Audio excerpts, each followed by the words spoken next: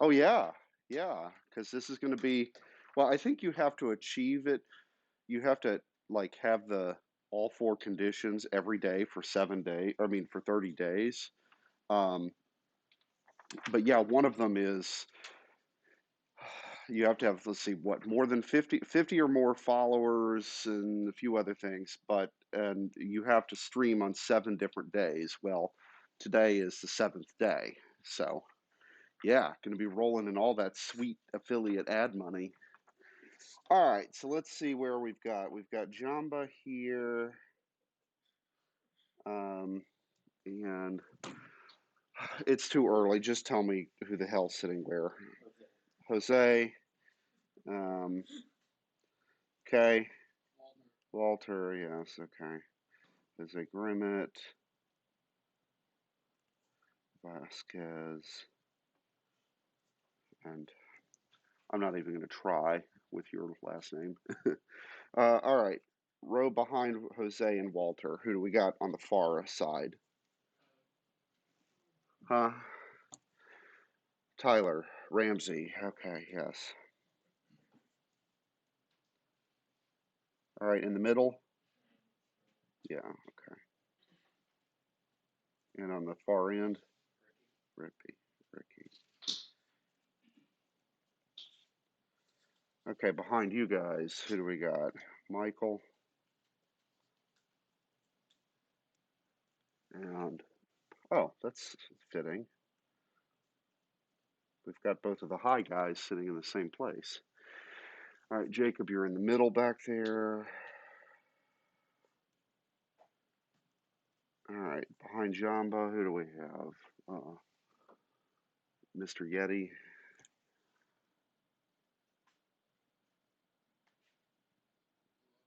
Huh? Hi. Who are you again?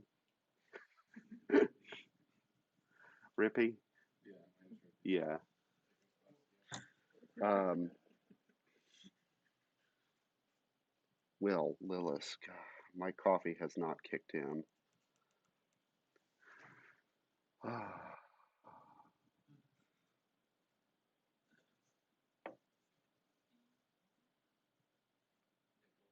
Evan, right, okay.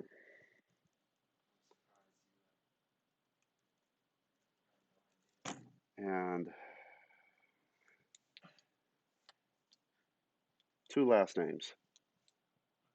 Yes, right, Owen.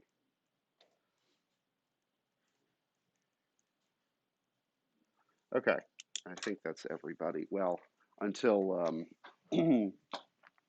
until our dear friend Noah gets released from his his isol or prison. Yes. Okay. Yes. Exactly. So, um, okay. Uh, Jack says that he's got his Pi now, and you, Jack. Hopefully, you got the correct image installed. So, the 64-bit image that I uploaded. So that's good because it's a little hard to do tech support when you're in China and I'm here. Um, okay, so let me switch over to the full screen. And okay, so what we're going to do today is sort of take a step backwards on and look at, in a simplified way, what how machine architecture is actually going to be working. Because so we talked last time, and just to sort of get a taste for what the architecture of the ARM processor sort of roughly looks like. Um, the document on the left I'll post up to Canvas, but those of you who took 101 with me, this should look relatively familiar. Um, and those of you who have not taken 101, some of this is going to be a little new. So, in a very simplified way, a processor is going to be a fetch, a load and store type thing, right? So there's going to be memory, and we can load data from memory, we can write data to memory, and then instructions are going to be things in memory that we load and then do whatever they say to do. Okay. Um, Now there are two sort of types for how you could set this up. Um, you could have two separate pieces of memory. One where you put the instructions for a program, and the other where you just sort of have data, okay, that you read and write to store results of the computation or whatever. Um, if you have sort of two separate segments of memory um, with two different addressing schemes, that's called a Harvard architecture. If you say, well, data and instructions are just data, right? Instructions are just sort of, they're data just like anything else, and you put everything in one chunk of memory, then that's called a von Neumann architecture. Okay, so this particular sort of made up processor that we'll talk about is a von Neumann architecture because there's only one chunk of memory. There's not a separate area for instructions and a separate area for data. Although, in this case, we could always just say, all right, I'll put the instructions in this little segment of memory up at the top, and I'll put data somewhere else. Well, in a sense, then you've kind of made a Harvard architecture, but not really, because it's not like there's two literally separate sets of memory. Um, Modern processors are kind of a mix of the two, um, because one thing that's missing from an older style processor like this is you have the processor and you have main memory, which would be your RAM, that's off chip. Okay, nowadays there's memory in between those two uh, places, and what is that called? Cache. Okay, CACHE, cache. And there are different levels of cache. So if you go and buy a current gen Intel or AMD processor, right? They're going to have level 1, level 2, and level 3 caches of whatever size. It's a few megabytes each usually, and then that's sort of split. So let's say you've got 8 megs of level 1 cache on a processor, and it's an 8-core chip. Well, then each core has its own little chunk of that, right? Um, so on a modern processor, there's sort of an intermediate layer between data or sorry, main memory. And so in a sense, modern computers are kind of Harvard-ish, but not fully. So it's not like there's a firm wall between Harvard and von Neumann. You can kind of mix a little bit. Um, and uh, so caches and from main memory, well, really it's from mass storage, which would be your hard drives or whatever, main memory, then your 3 levels of cache, and then sort of the ultimate level of memory that's the very, very fastest would be the registers that are actually inside the, each core of a processor. Okay, so for this particular architecture, which was basically made up by the authors of the CS101 textbook, um, we have a processor that has 16 general purpose registers labeled 0 through F, because of course we do everything in hex. Uh, it is an 8-bit processor, meaning that the address space and the width of each register is 8 bits. Okay. Um, and the address space would be how many memory cells are you able to address. In this case, that's also 8 bits, so you can address 256 different cells of memory, shown there in a 16 by 16 grid. And each cell can also hold 8 bits worth of data. Okay, so everything about this is 8 bits, with one exception, and that's the instruction register. Okay, so the way this is going to work is the very first instruction in any program on this architecture, I have to be careful about that, the very first instruction has to be in these two memory cells. Okay, so each instruction on this particular architecture takes 16 bits or 2 bytes worth of data to store, every single one. Okay, that's kind of handy. Um, And so the very first instruction has to start in memory cell 0, 0, and then the second half of it would be in memory cell 0, 1. Okay, so when you fire this thing up, the program counter, which is this sort of special register there, initially is 0, 0. Okay, and what the program counter is, it's a pointer.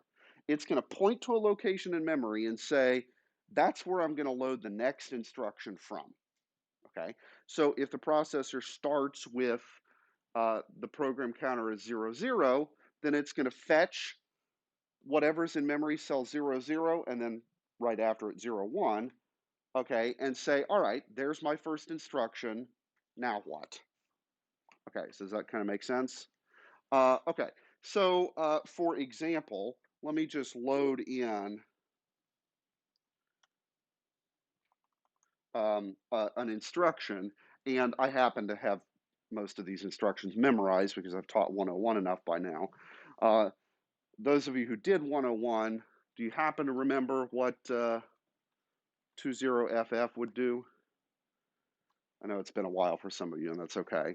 Huh? No? All right, it's going to load register 0 with the bit pattern FF. Okay, great.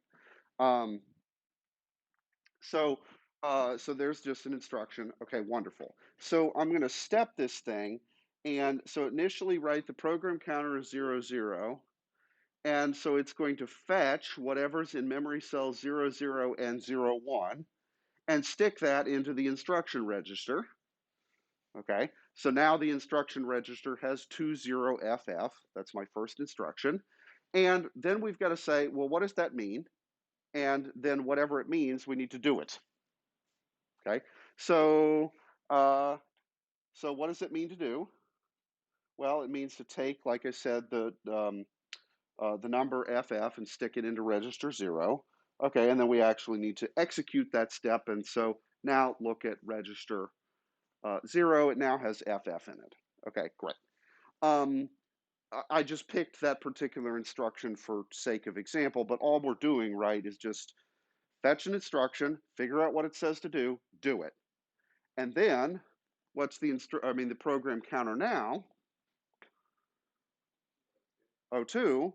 So I start the whole cycle all over again, right? I'm now pointing to cell 02 in memory. I'll load in the next instruction.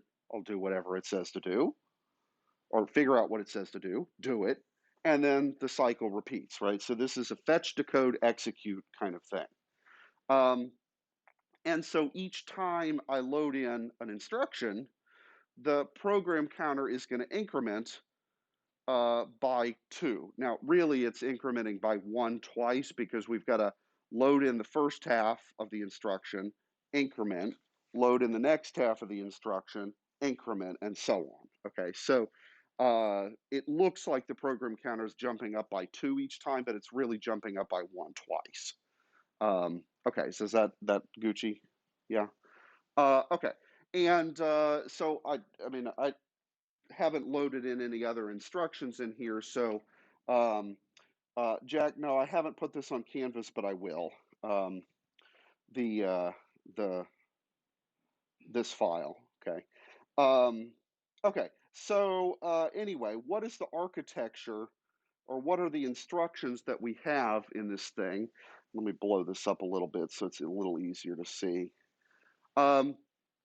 Okay, so what can we do on a machine? Well, the ARM instruction set has hundreds upon hundreds of instructions. Okay, many of them are sort of slight variants of each other, but there's a manual that's like this thick of all the different instructions that you have available. This particular architecture has 12. That's it, and it can do everything except recursion that you could possibly want to do. And there's a reason why it can't do recursion, but that's okay. We don't need to talk about that right now. So what are the different operations that we've got? Well, we can load data from memory. We can store data to memory. We can move data from one register to another. We can do addition. In this case, the architecture defines that you actually have two different addition instructions, one for integer arithmetic and one for floating point arithmetic, whatever.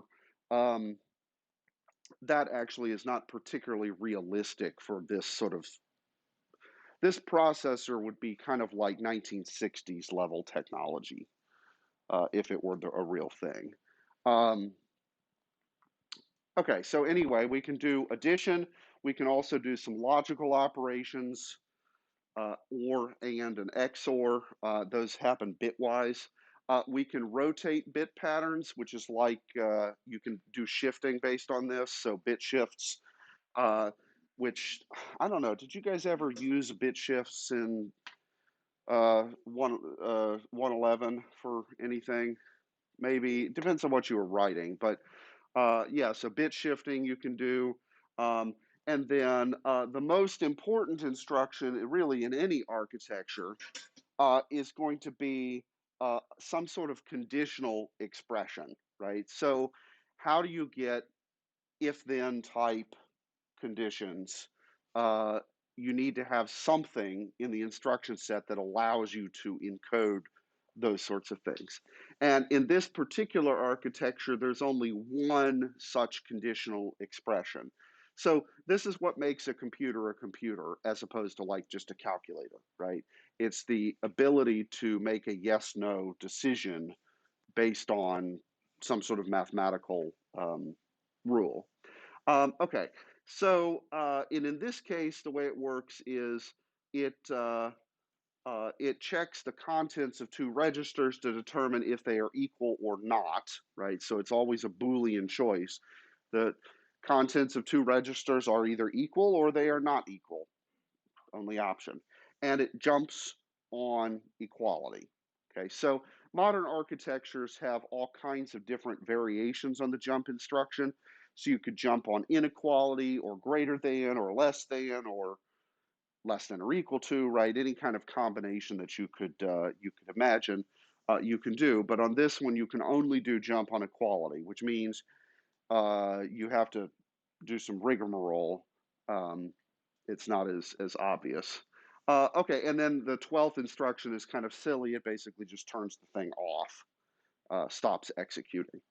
Okay, so the stuff that is on the far left here, okay, under the opcode column, these are actually going to be the sequence of ones and zeros that make the instructions up. Okay, so for example, the very first instruction that I wrote, the only one that's on here right now, is 20FF, right?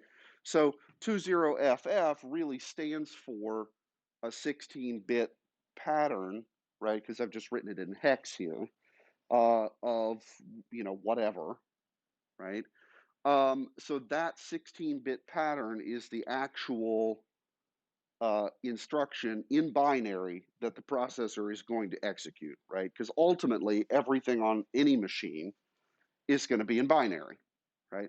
We're just expressing it in hex because it makes it a little more compact to write down. So that's the lowest level that you can absolutely get, right? Is the ones and zeros. Express it in hex just for shorthand, but that's basically the lowest level that we can get. And ultimately, when you compile and execute a program, what is it? It's just a bunch of ones and zeros, right? So, uh,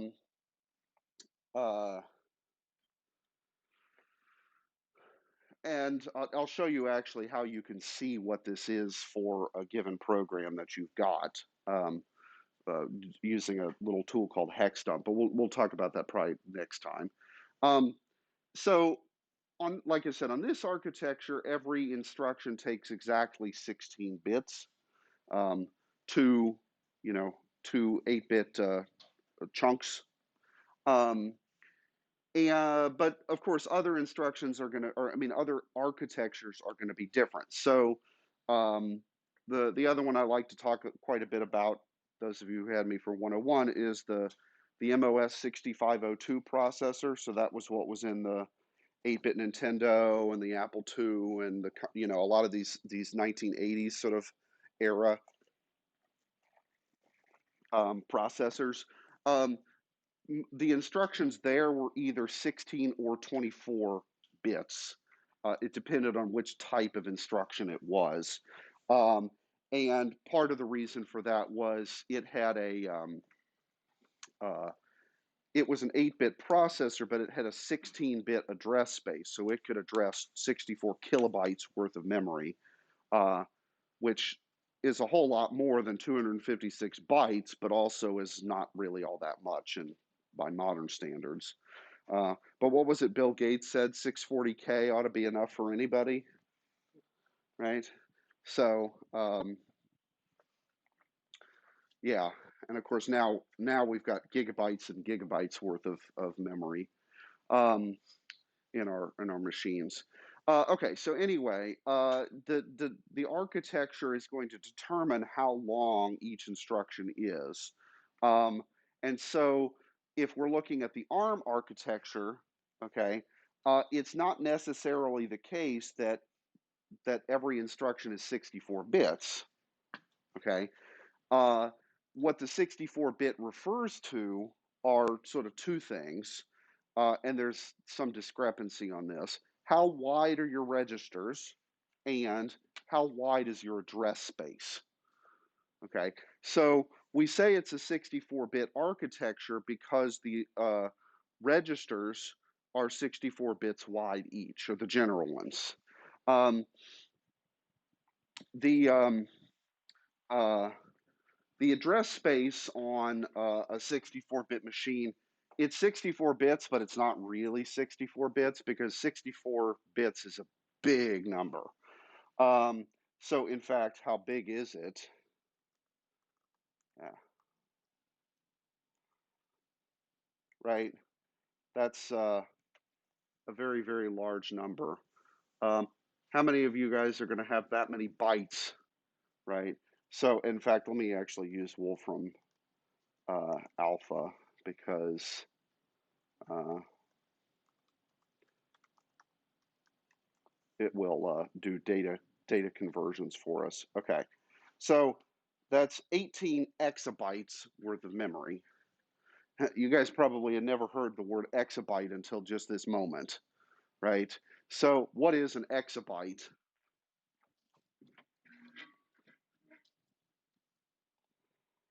Okay, so an exabyte is uh, well, okay, so you got megabyte, then what's above that? Gigabyte, what's above that? Terabyte, what's above that?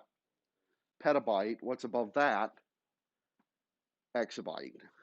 Okay, so 64, 2 to the 64 bytes is just a gargantuan amount of uh, bytes. Now, are we going to have 18 exabytes worth of memory in our computers anytime soon? Huh? No, right? I mean, how much memory do we have in most desktop machines, right? If you really go crazy building one, you maybe have 64 or 128 gigabytes worth of memory, much less tera, peta, exa, right? I mean, we're talking a factor of a million here, right? Because it's or no, a billion, because it's a factor of 1,000 at each step, or 1024, but whatever. Okay, so we would never actually, well, I shouldn't say never, but um, we don't actually use the entire 64-bit address space. We only use really a small chunk of it.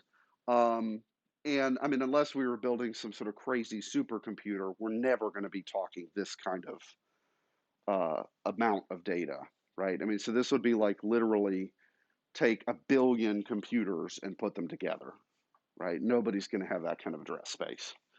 Um, okay, so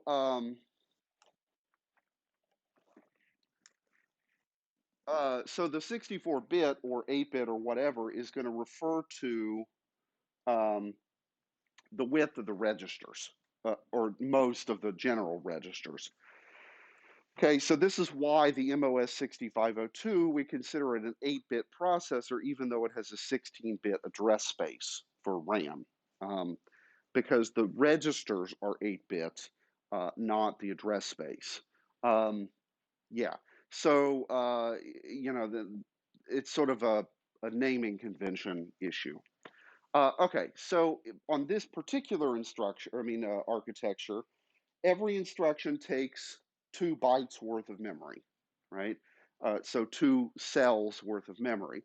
And cells of memory, and this is something that we've preserved, um, there's no reason why a cell of memory has to be a single byte, okay?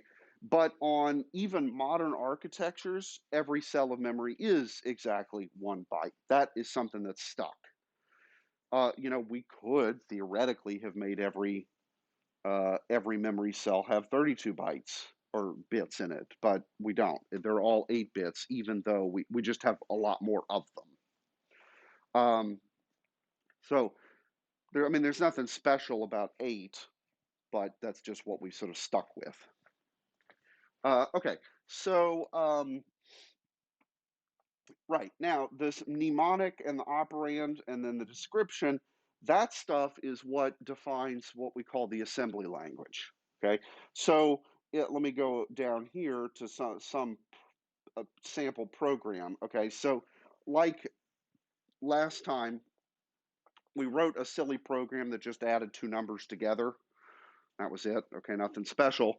Well, if I write that in assembly, this is what it would look like for the assembly for this processor.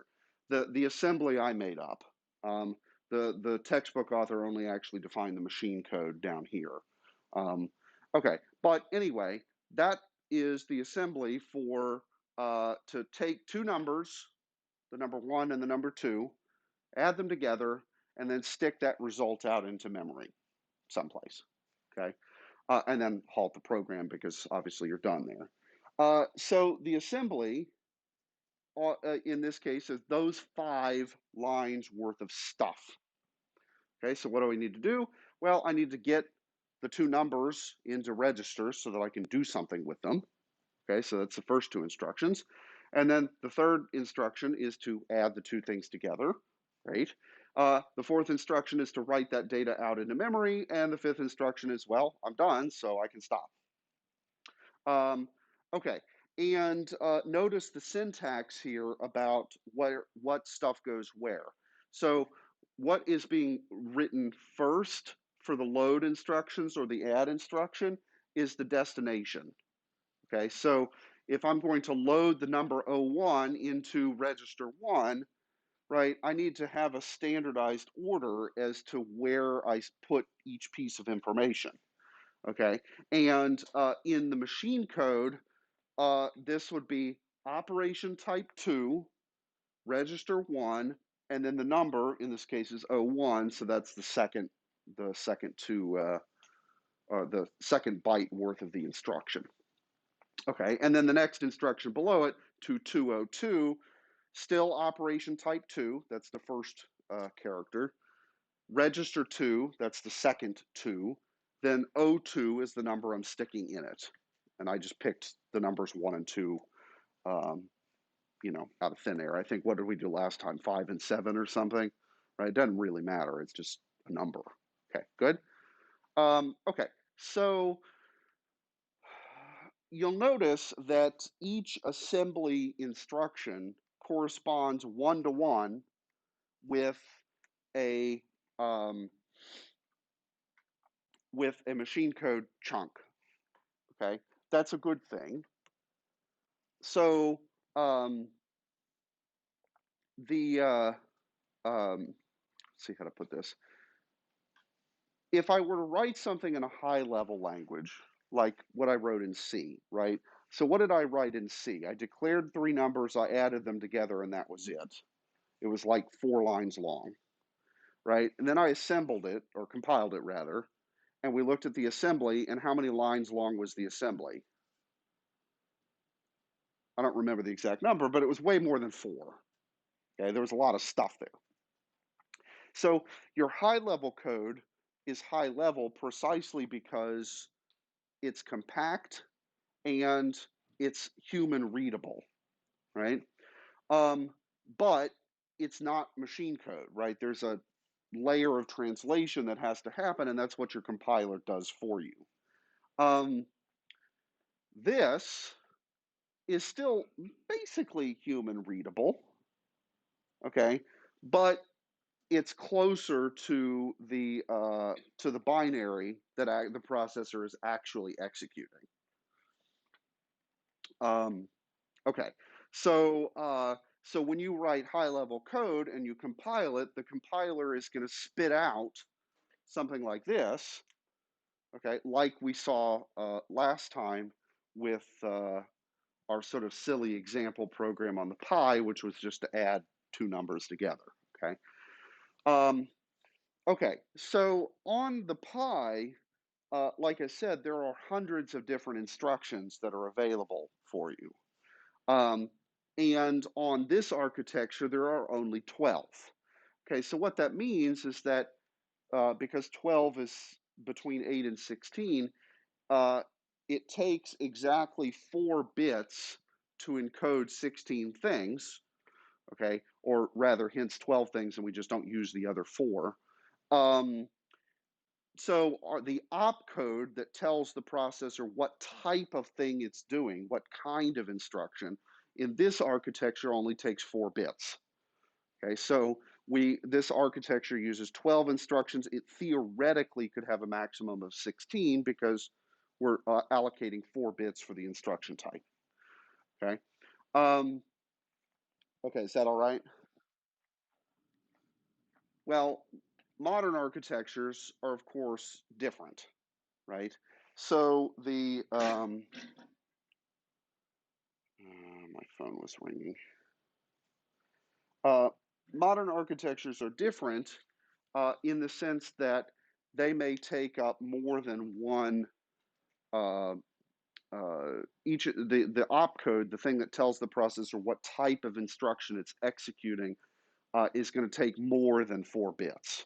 Okay, so if we look at, for example, the MOS 6502, it used 8 bits for its instructions, right? So it had a theoretical maximum then of how many instructions if it used 8 bits for them.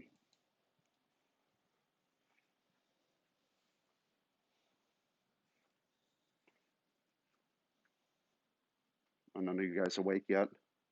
8 bits. How many things can you encode with 8 bits? 256. Okay, 2 to the 8th. Okay, so good. So it had a maximum number of instructions of 256.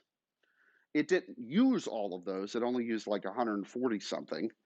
Okay, but it theoretically could have used 256 different instructions. Like I said, the modern ARM processor, it's hundreds upon hundreds upon hundreds, and we could, if I'll post a link to Canvas to this at some point to some of the developer manuals, right? I mean, there are hundreds of pages listed, and some of them are just full of instruction after instruction. But of course, a modern processor, right? If we talk about, say, the 6502, how old is that thing? Does anybody happen to know? It's almost 50 years old. Okay, so it was first released, or I think in 1975, somewhere in there. Right, so it's 45-year-old technology, which is kind of crazy when you think about it, right? 45 years was, in one sense, not that long ago, and in another sense, like maybe from y'all's perspective, might as well have been the Stone Age. With computers, I mean, yeah, it might as well have been the Stone Age because, our computers are a lot more powerful now than they were back then. What's kind of scary to think about is, right, like the 8-bit Nintendo is older than I am. It's kind of freaky. So anyway, okay. So what sort of stuff do we want to be able to do? Well, most of this is, right, just addition, subtraction, logical operations. Okay, great. But then what really are we after with a computer program? We want to be able to do, what are sort of the fundamental procedural units that every algorithm, well, is going to use to do stuff. Okay, so what makes a computer program a computer program? What things are in it that sort of on the most basic fundamental level? What do you guys think?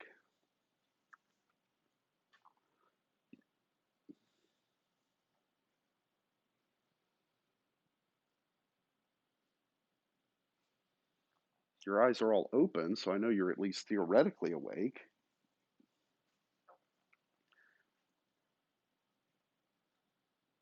So an instruction in C or Python or Java, right? Give me an instruction that you would write in one of those.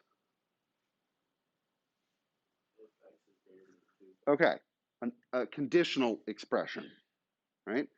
Conditional expressions, that's one core kind of procedural unit. What else?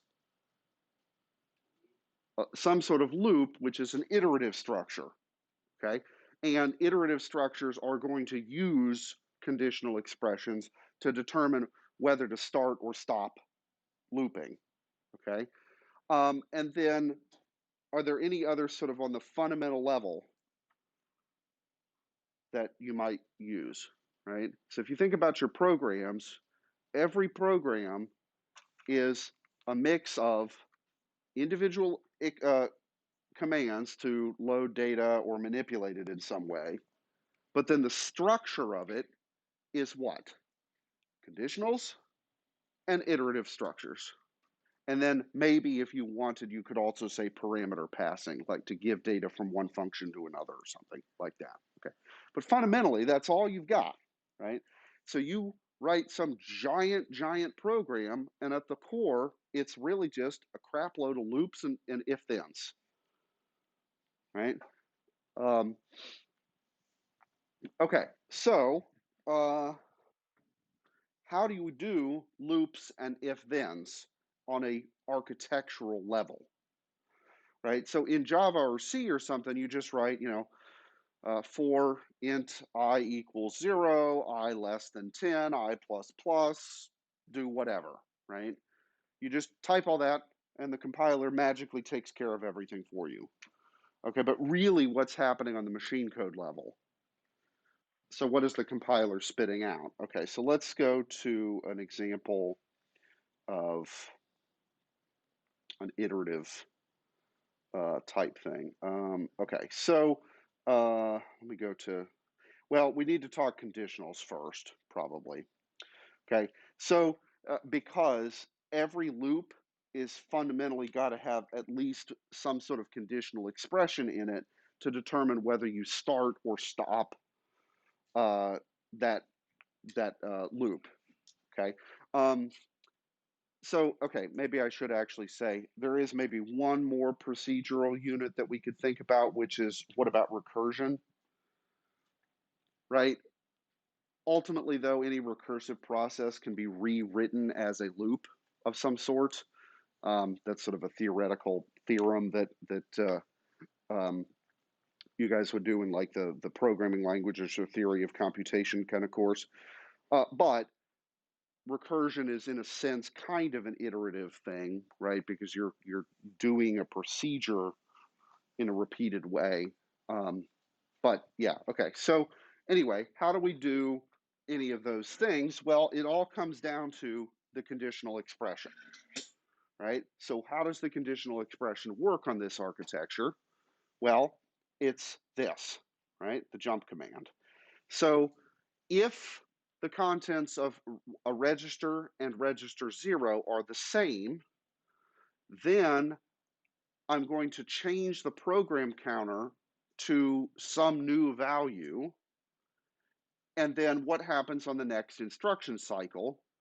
Well, now I'm loading in whatever the instruction is at that new memory address. Okay, so the jump instruction is the only one that changes the value of the program counter to something. Okay. So for example, here, I've got this program that is going to load in a number from a memory cell, okay, whatever, memory cell. I chose cell FE here. There's nothing special about that choice. I just picked something. and it's going to tell me whether or not that number is positive or negative.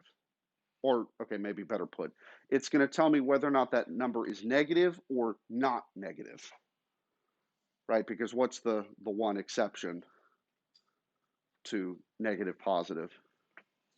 Zero, of course. It's neither positive nor negative. But in a sense, I'm going to think of zero as being positive because it's not negative. But really, I just mean not negative here. Okay, so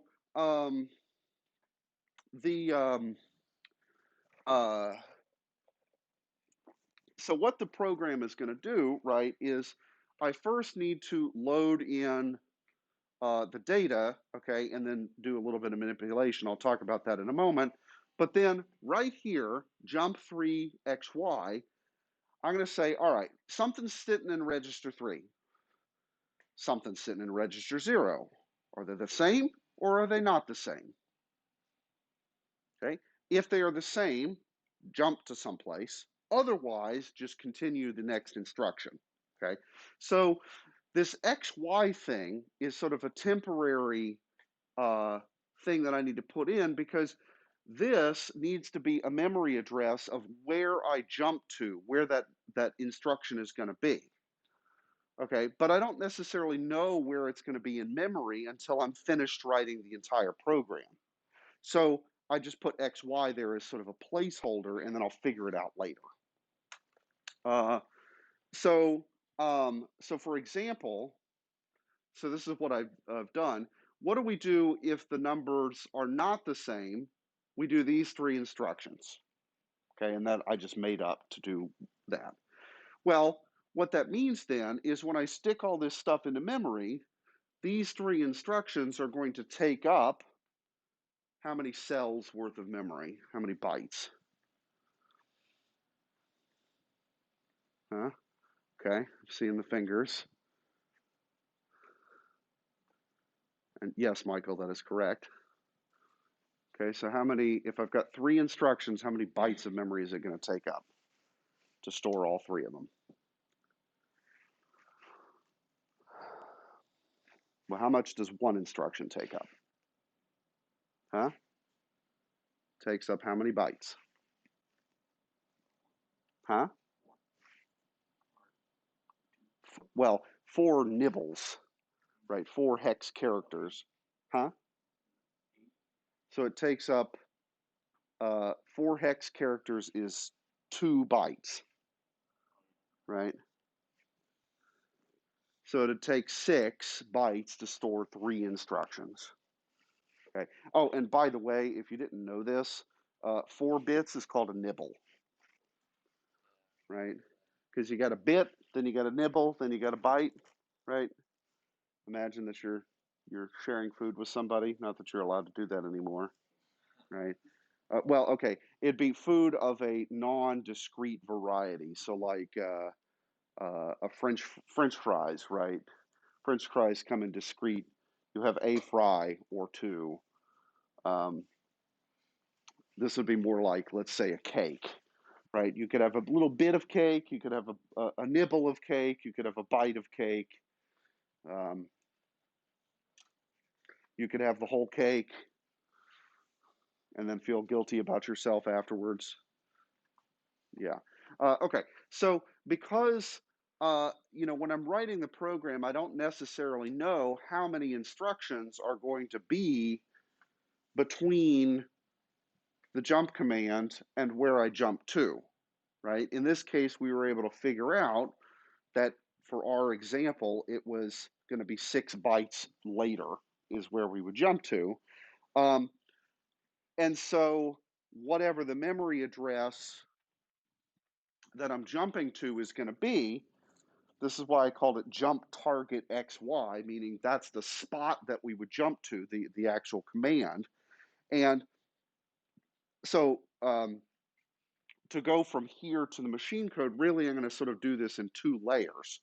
I'm first going to write out all of the instructions, but then I've still got this XY right here as a placeholder. Well, where is the instruction that I would jump to? It would be this one, load 401, which is the instruction 2401 down there at the bottom. Okay, so where is 2401? Where does that start in memory? It's somewhere, right? Where is that thing stored in memory, 2401? It's stored in addresses what and what?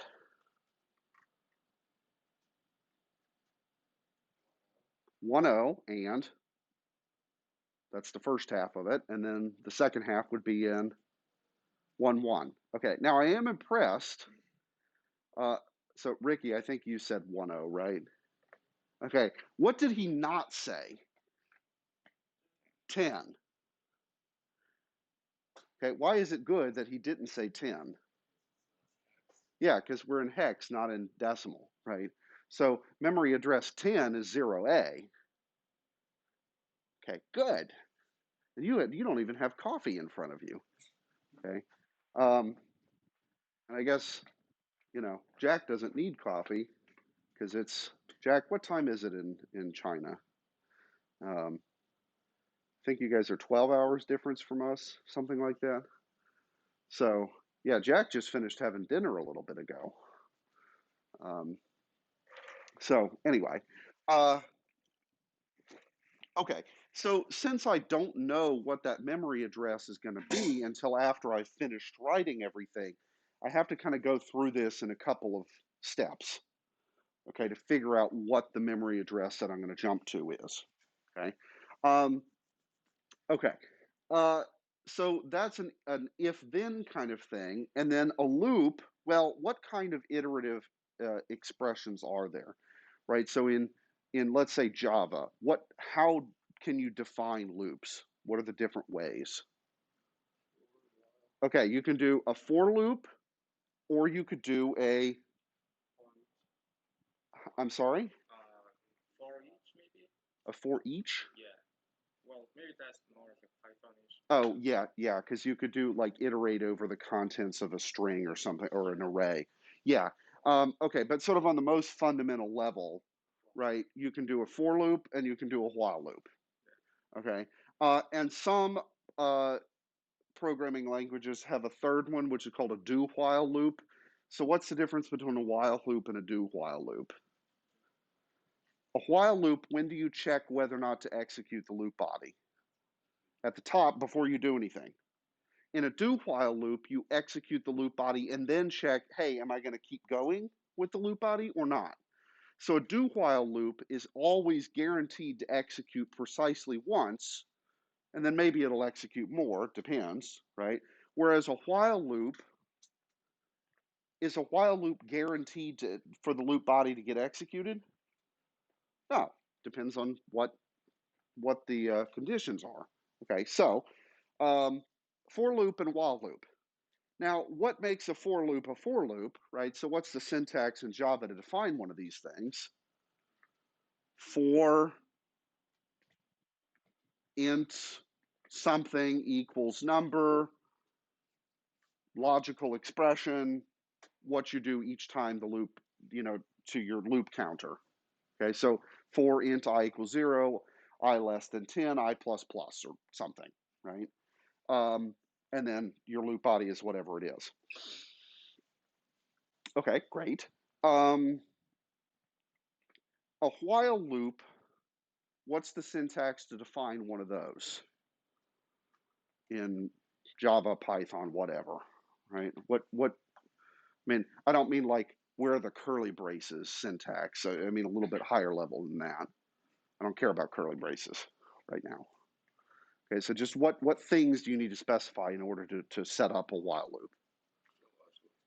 Some sort of logical expression. Okay, that can either be evaluated, well, that in a logical expression, what makes a logical expression a logical expression? It can be evaluated to what? True or false. That's it, right? So while num sandwiches is less than 10, right? Well, num sandwiches is a number, 10 is a number. Those two things, one is either is or is not less than another, right? So the stuff that goes in like the parentheses after you type the word while, right, is some sort of expression that can evaluate to either true or false. That's it. Okay. And if we think about what we've got with our jump command here on this architecture, what is the jump command doing? It's checking whether or not two numbers are equal. Well, that's either true or it's false, right? And so how do I know, like, let's just say I were writing that, right? So let's say that I've got a pile of sandwiches and my program is going to eat each sandwich sequentially until there are no more sandwiches or donuts or something, right? So let's say there are 10 sandwiches.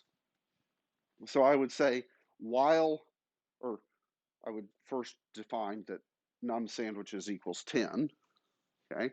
And then I would say while num sandwiches is say greater than 0, eat sandwich, sure, say, okay?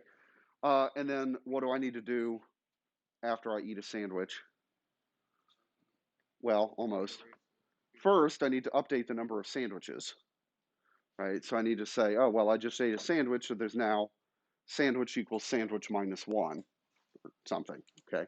Um, so and then I jump back up to the top and start the whole thing over again, okay? Now, there's only one jump command on this particular architecture, right? It's whether or not two numbers are equal or they're not equal. Well, in our example here with the sandwiches, what am I checking? I'm checking whether or not the number of sandwiches is greater than 0 or not. Well, if I want to do greater than, but I only have an instruction that does whether or not they're equal or unequal, what do I do? How do I turn a question about greater than into a question about equality or not?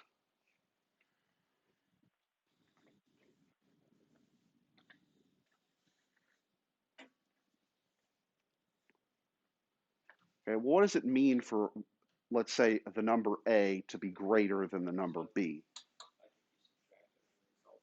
Yeah, exactly, right? So A is greater than B means that A minus B is greater than 0, okay? And how can I tell if something is greater than 0? Well, what does that mean? It's not less than 0 and it's not equal to 0. So really there's actually two conditions there, okay? Um, but how do I tell if a number is less than 0 on a machine? Let's say an integer. Okay, how do we store integers? You guys remember? You all read the introduction in the book, right? Or the first book. How do you store integers on a machine? Like fundamentally, and not just like Java int x equals 3, right? But how is that 3 actually stored? Yeah, stored in a memory cell or a bunch of them, depending on how many bits you're going to allocate for that number, right? If you did an int in Java or C, it'd be 32 bits, so hence four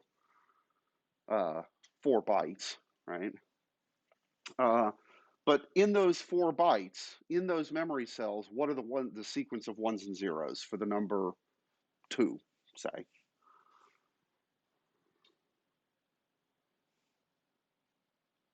How do you write 2 in binary is fundamentally my question. Okay, yeah, and maybe with more zeros depending on the number of bits, right? So if I were to write it as a 32-bit number, it would be uh, 30 zeros, a 1, and then a 0. So there's 32 different things. Okay. All right. How would I know though? So I've got a sequence of zeros and ones, right? So I've got. Let me just type it out here, so Jack can see. 7, 8, 9, 10, 11, 12, 13, 14, 15, 16, 17, 18, 19, 20, 21, 22, 23, 24, 25, 26, 27, 28, 29, 30, and then a 1 and a 0. Okay, so that's sequence of numbers there, right? How do I know that that number is a positive number? Or maybe better put, how do I know it's not a negative number?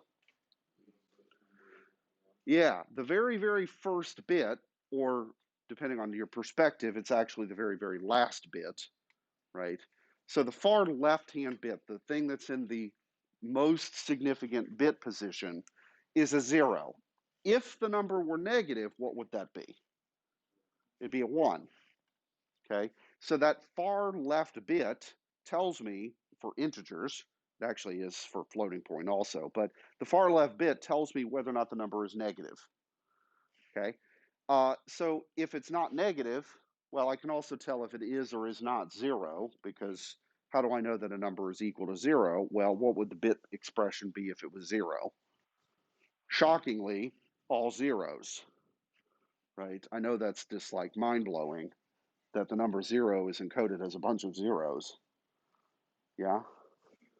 Yeah? Okay. Um, anyway, so the sandwich variable, right, would be to first we would say, okay, is it less than 0?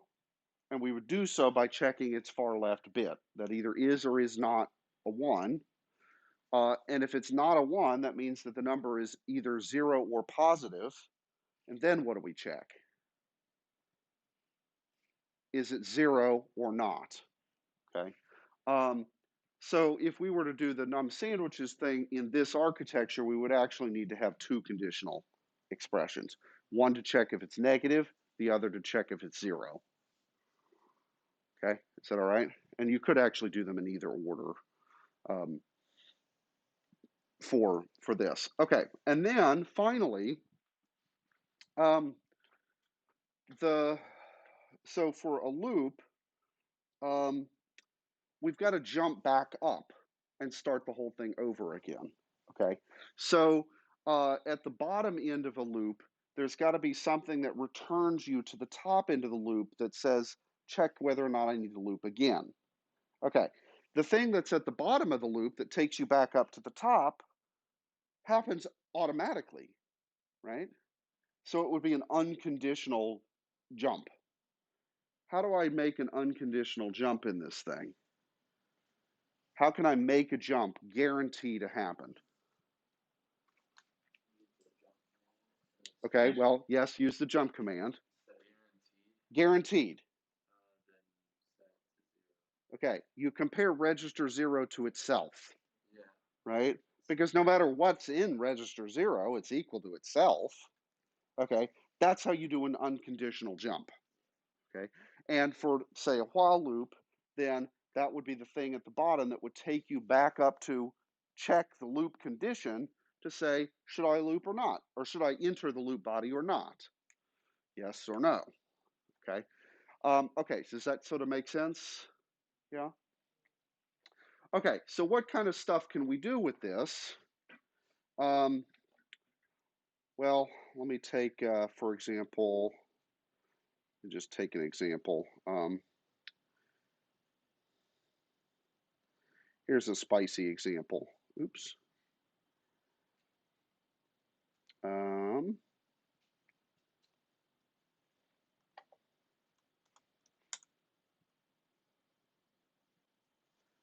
okay. Did he break it on me, or did I just mess up the loop with the link?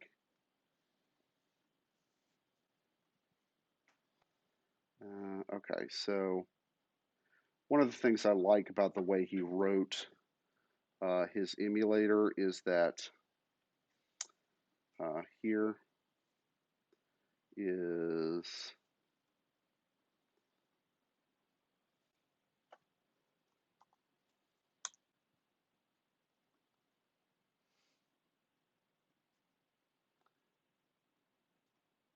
oh no, don't tell me it's broken. Okay, well, what's supposed to happen when you do that is it loads. Here, let me actually do this. Let me get rid of all of that. Okay, I bet you I just had something mistyped. Okay, so anyway, here's a program, and all it's going to do is, let's see.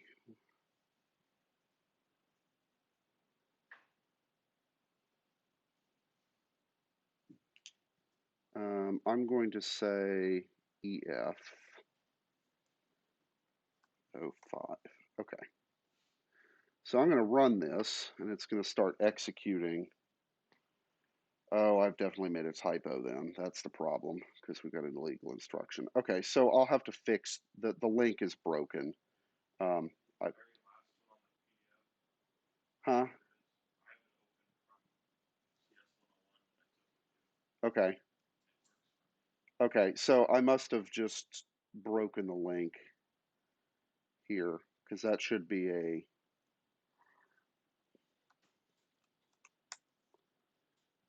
what did I mess up?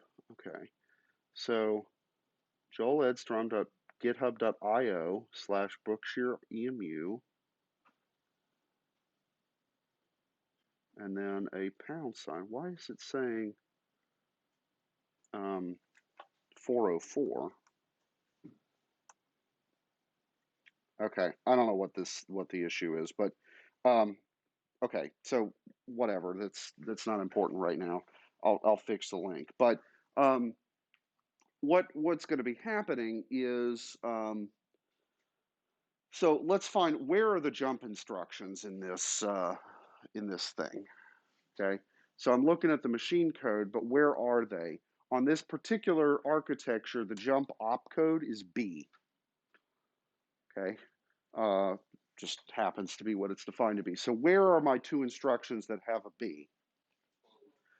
On line 1, 2, or so memory cell 1, 2, and 1, 3, and down here at memory cell 2, 2.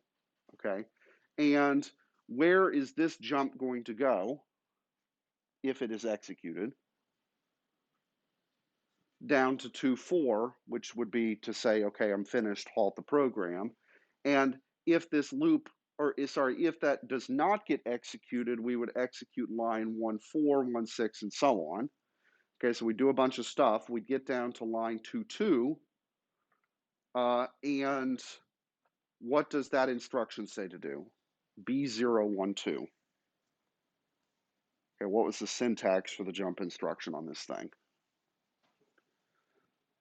Compare, so opcode B is jump.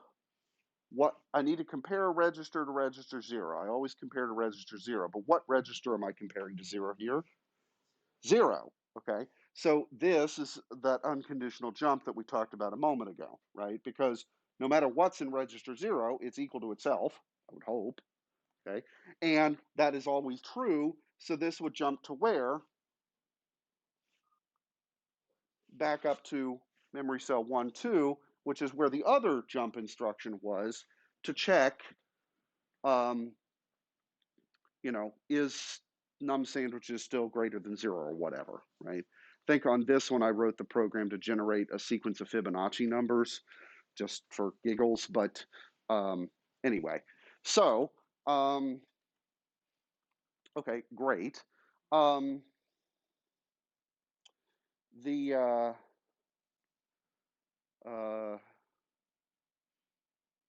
yeah, okay, so two conditional expressions, and then I've got some stuff in color there, which was uh, the stuff in color was to help me keep track of what is tied to what, right? So if I'm jumping line 1, 2, where am I jumping? Well, I don't know that it's memory address 2, 4 until after I've finished writing everything to see how many bytes of memory I need. And so I went back, that's why I color coded it up here in the assembly, to kind of visually keep all of my stuff tied together. Okay. Okay. So let's sort of recap. What questions or comments or confusions, right? What questions do we have? And Jack, same thing with you, except you just have to type them.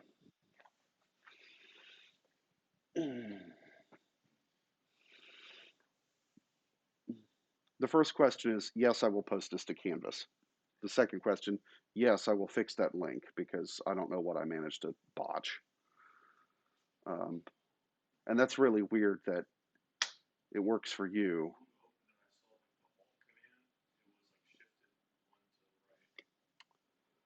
Oh, okay, which means there's probably a extraneous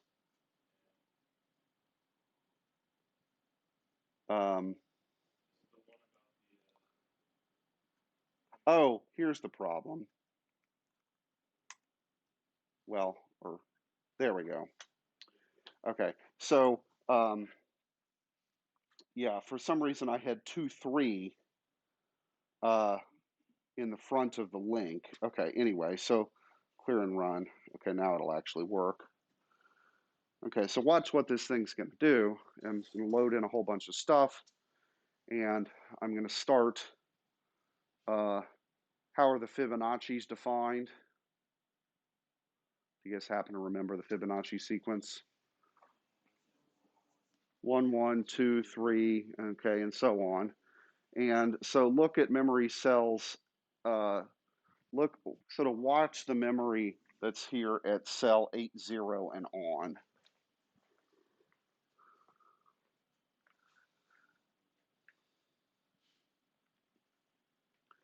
Okay, so 1, 1, 2, 3. How is each number generated? The next Fibonacci is defined as the sum of the previous two, right? So 1, 1, 2, 3, 5.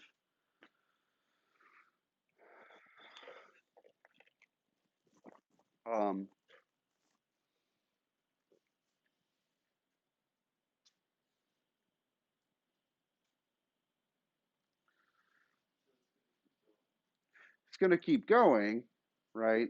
Until, well, one of two things will happen. Either it will go on forever, which is a bad thing usually, okay, or it will stop at a certain point. And in this case, I defined a counter and I hard coded it to be the number 5 that I wanted to generate 5 new Fibonacci's. The first two I'm not going to count as because those are sort of the defined beginning of the sequence. But then how many things did it create? It generated 1, 2, 3, 4, 5 of them out to 0D. This program, actually, I should mention, I did something kind of clever here, and this is why a von Neumann architecture is actually kind of handy as opposed to a Harvard architecture. Okay, so what this program did is it modified its own code. Okay, so if the code is just sitting in memory and I can write data to memory, then I could write data to change an instruction and then execute that new instruction. Right? It's just data. Yes? That's kind of cool, I think. Maybe you guys disagree. So you can have self-modifying code.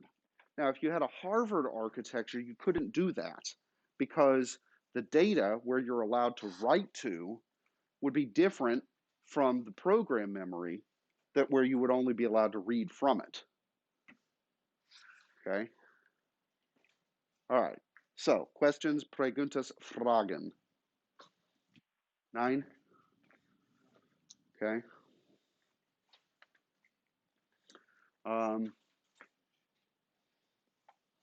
Questions? What questions have you? Okay. So, notice that this is a Teacher Craft 101. I didn't say, do you have any questions? I said, what questions do you have? What's the difference? Exactly, right? Yes, no questions are bad questions most of the time. Okay. Yeah. Okay, well, I guess we can quit a little early today. No complaints there, huh? Go to chapel or watch chapel. Yeah. And I'll quit the stream And you've all got your pies working, so everything's good there, right? And very interested to learn about some of your favorite foods. Maybe surprising in a few cases, not so surprising for Walter. So, what makes a California burrito a California burrito? The guacamole or avocado? Usually there's like, I just go to like different Arizona Mexican restaurants, and there's just California burritos. Hmm. They got like pineapple on them. Well, it's kind of like what makes anything Hawaiian? Pineapple. Yeah, put pineapple on it, right? So, all right. Well, all right. We'll see you guys later, and I will post the next assignment to Canvas. And Jack, I will see you on Discord, or you don't know why. I don't know why what, but anyway. All right. So see you guys later.